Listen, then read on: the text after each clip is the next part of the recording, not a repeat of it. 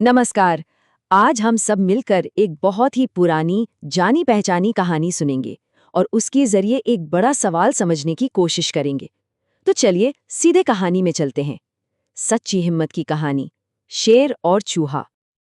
अच्छा, कहानी शुरू करने से पहले एक सवाल है। सच्ची हिम्मत होती क्या है?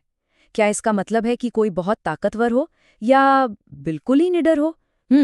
चलिए कहानी में ही इसका जवाब ढूंढते हैं। तो कहानी का पहला हिस्सा, चिंटू का डर।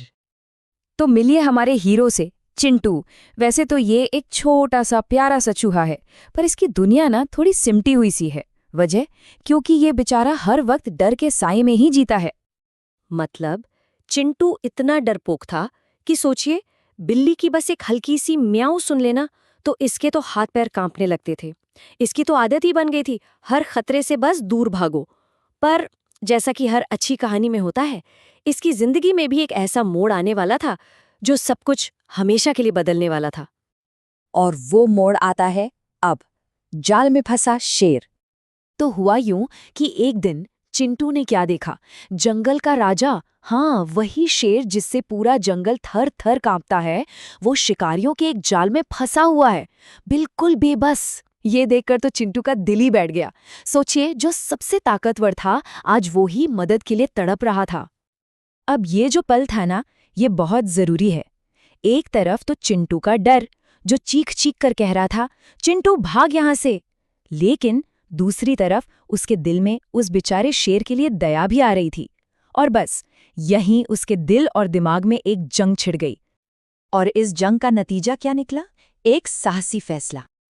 तो चिंटू ने क्या किया? सबसे पहले सबसे मुश्किल काम, उसने अपने डर पर काबू पाया। एक गहरी सांस ली होगी शायद। फिर वो आगे बढ़ा और अपने नन्हे नन्हे पर तेज दांतों से उस मजबूत जाल को कुतरना शुरू कर दिया। और लगा रहा और आखिरकार शेर आजाद हो गया। ये 3 स्टेप्स नहीं है, ये चिंटू के डरपोक से हिम्मत वाला बनने की पूरी कहानी है। तो शेर तो आजाद हो गया, पर अब क्या शेर चिंटू को ही अपना पहला शिकार बनाएगा या कुछ और होगा? चलिए देखते हैं। शेर और चूहा। शेर ने चिंटू को देखा और कहा, धन्यवाद छोटे दोस्त, तुमने मेरी जान बचाई। सोचिए, जंगल के राजा ने उसे दोस्त कहा, छोटा दोस्त। इन शब्दों में कोई घमंड नहीं था, सिर्फ और सिर्फ शुक्रगुजारी थी। यही तो बात है, मदद करने वाले का साइज नहीं, उसकी नीयत देखी जाती है। और बस उस दिन से एक ऐसी दोस्ती शुरू हुई जिसके बारे में कोई सोच भी नहीं सकता था। शेर और चूहे की दोस्ती। ये कोई आम दोस्ती नहीं थी, ये हिम्मत और दया की बुनियाद पर बनी थी। और अब चिंटू अकेला या डरा हुआ नहीं था, क्योंकि अब जंगल का राजा उसका दोस्त था। तो इस कमाल की कहानी और इस अनोखी दोस्ती से हमें सीखने को क्या मिलता है? यही तो है कहानी का सबसे जरूरी हिस्सा, हिम्मत की सीख। ये जो बात है ना, ये पूरी कहानी का निचोड़ है। हिम्मत का मतलब ये नहीं होता कि किसी को डर ही ना लगे। अरे डर तो सबको लगता है। असली हिम्मत तो ये है कि डर लगने के बावजूद वो काम किया जाए जो सही है। चिंटू भी तो डरा हुआ था, बुरी तरह डरा हुआ था, पर उसने अपने दिल की आवाज सुनी, अपनी दया को अपने डर से बड़ा बना दिया। और बस वही तो है असली साहस। और ये बात चिंटू ने भी सीख ली थी, बड़ा होना जरूरी नहीं, हिम्मत होना जरूरी है।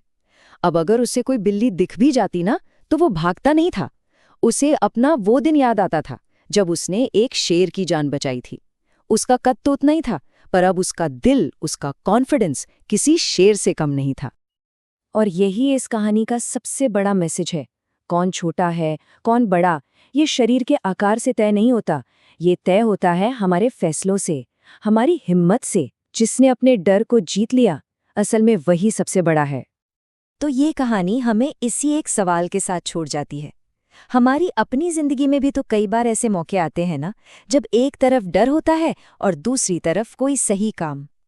तो सोचने वाली बात है कि सच्ची बड़ाई किसमें है? डर के सामने झुक जाने में, या हिम्मत दिखाकर सही काम करने में?